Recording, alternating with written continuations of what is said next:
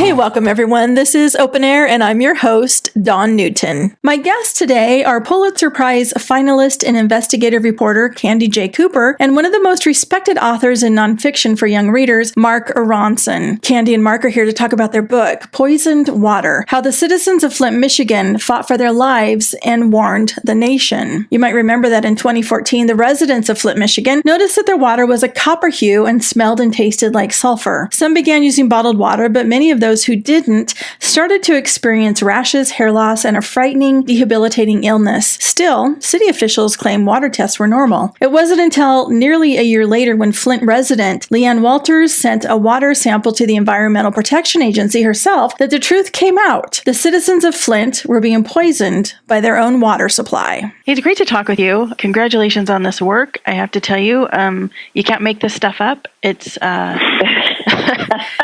You are so right about that. It's like, no. This didn't really happen. Right, but exactly. It did. And what we're talking about is poisoned water, how the citizens of Flint, Michigan fought for their lives and warned the nation. Candy Cooper, Marc Aronson, it's great to talk with you in this work. For those that aren't familiar with Flint, Michigan and poisoned water, tell us about this. Well, in 2014, Flint was essentially broke. And to save money, the state of Michigan, with the officials of Flint, decided to switch their drinking water source from the Great Lakes, Lake Huron, to the Flint River. And that turned out to be a terrible mistake.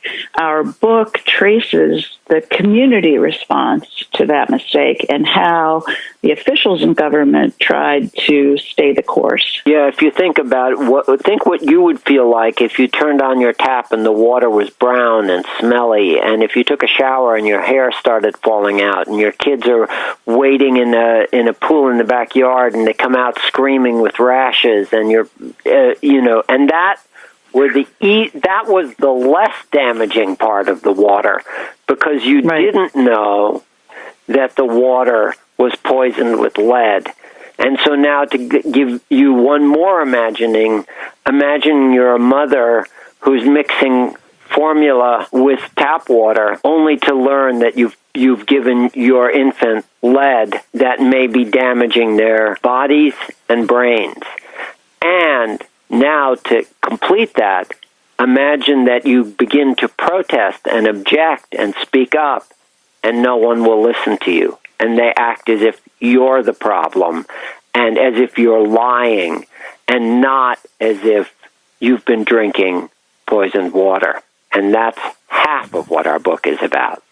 Well, and that's the part that is so startling and unbelievable, that it fell on deaf ears, and it was a fight to be heard. That's so true. Yes, people were able to dismiss the citizens of Flint as they spoke up, as if they were lying, or they weren't understanding economics, or they were just making too much of it, and not being willing to accept what people were showing them, the brown water that came out of their taps. And that extended, too, to the scientists who got involved. They were discounted.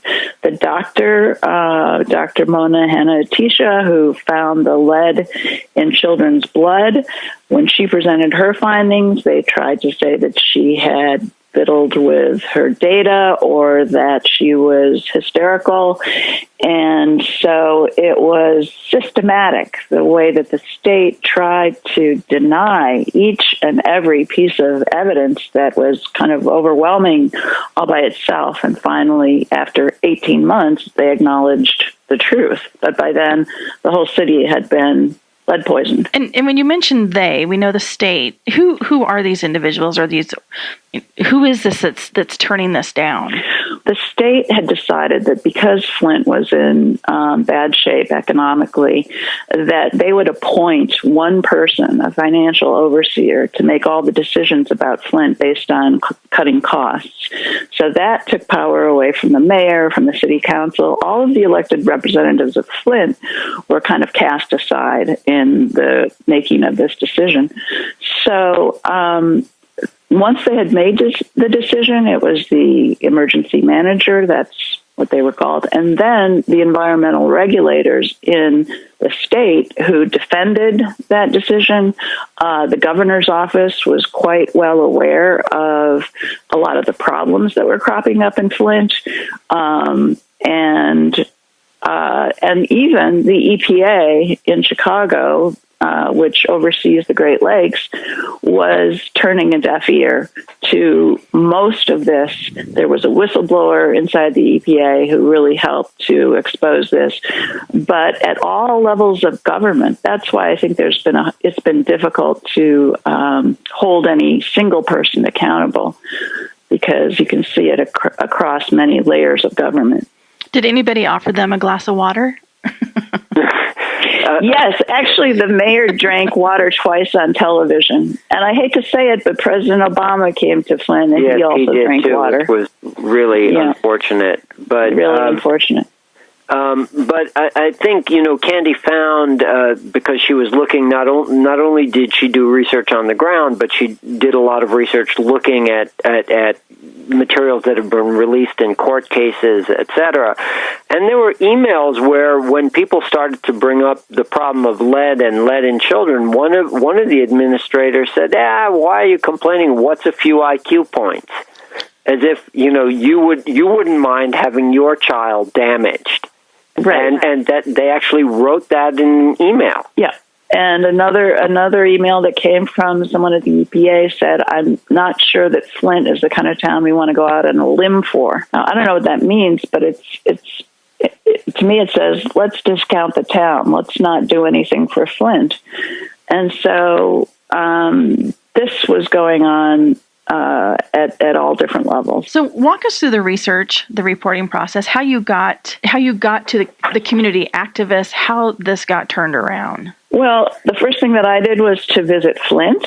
I'd always wanted to write about the experience, the day-to-day experience of a cross-section of the community. So I met with a lot of different people. I went to a lot of different neighborhood meetings and forums and dance concerts, and I went to church. And then I met repeatedly with this group of 15-year-olds, and they really helped me to understand what it's like growing up in Flint, what some of the challenges are. And then they also told me stories about their friends and family who were having experiences with the water. And so that reporting really helped to tell the story, especially when you were getting into, some of the documentary evidence that, can be dry. And what we tried to do was put those things together so that you could actually feel what it was like to live through this while also hearing the voices of the government officials through their emails and written communications. What do you want the readers to take away from the story? Well, I would like them to have a better understanding of just how harmful and difficult the Flint water crisis has been for the people of Flint, and the fact that it is ongoing in a lot of different ways. But as far as like an inspirational message, I think it would be to trust your own self, to trust your instincts. When you see something that you believe is wrong, don't accept authorities saying, don't worry about that. It's fine.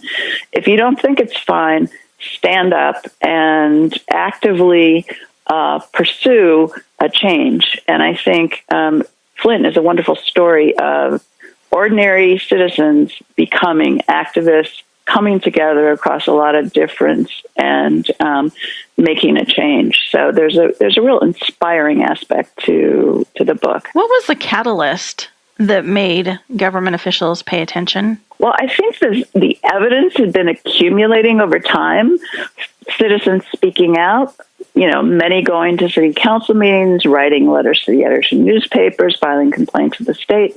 Then a scientist came along and helped the citizens to do their own science experiment. They sampled 300 homes. So that was an overwhelming amount of evidence showing that this was a widespread problem. And then Dr. Mona came along and demonstrated that there was lead in the blood of children. So there were those pieces of the puzzle that kept building. And I think maybe the tipping point was when Dr. Mona presented her findings.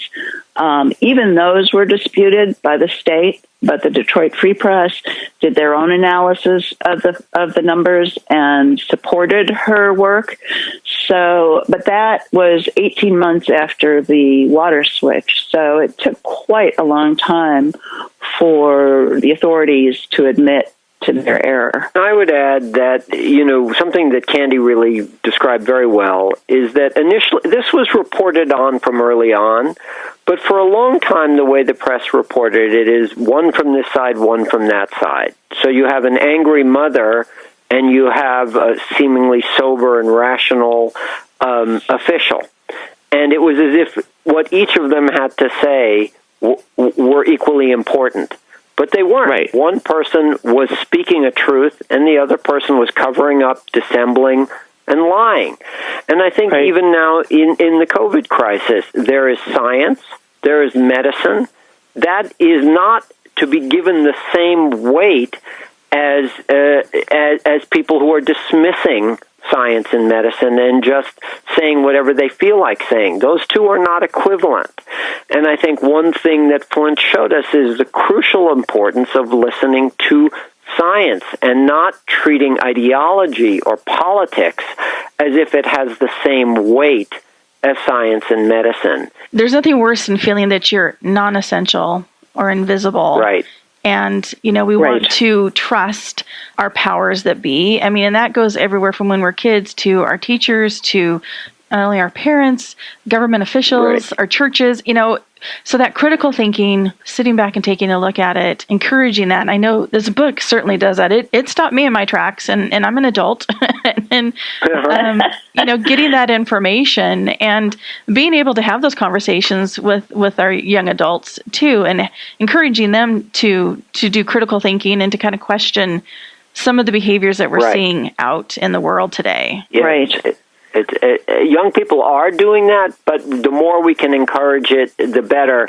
I do a lot of school visits, and I always say to the young people, get a little pad of sticky notes and write on it, how do you know? And every time you read something in a book and every time your teacher tells you something, say, well, how do you know? Things aren't true because they're told to you.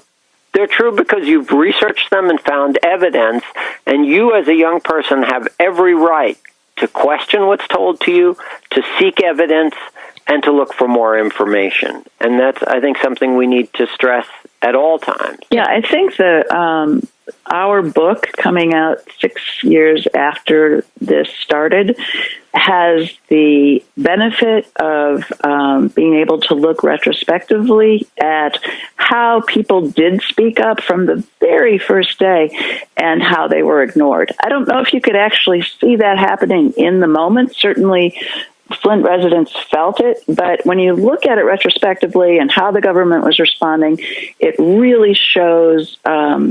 One of the people in the book describes how she felt like this cartoon character who was speaking and out, and nothing was coming out of her mouth. That no one would hear her, and no one would listen. And that was, I think, what you can see very plainly looking backward. It's like that nightmare that we all have at some time. Exactly. Yes, exactly. You're screaming, something's coming after you, but nothing is coming out. So yes, that's exactly what that is. Well, the book is Poisoned Water, Candy Cooper, Marc Aronson. It's been a pleasure talking with you. Where can we find the book and learn more about your work? So anywhere books are sold, you can find it. There is more information on the Bloomsbury, that is the publisher's website, and I hope your readers take a look at it and see how it speaks to them. Well, again, I appreciate this time and I appreciate this work. Thank you. Hey, thanks for listening to Open Air. I'd also like to thank my special guests, authors Candy J. Cooper and Marc Aronson, for their work and book, Poisoned Water, How the Citizens of Flint, Michigan Fought for Their Lives and Warned the Nation. For more information, you can visit bloomsbury.com. You've been listening to a KPOV Critical Conversation.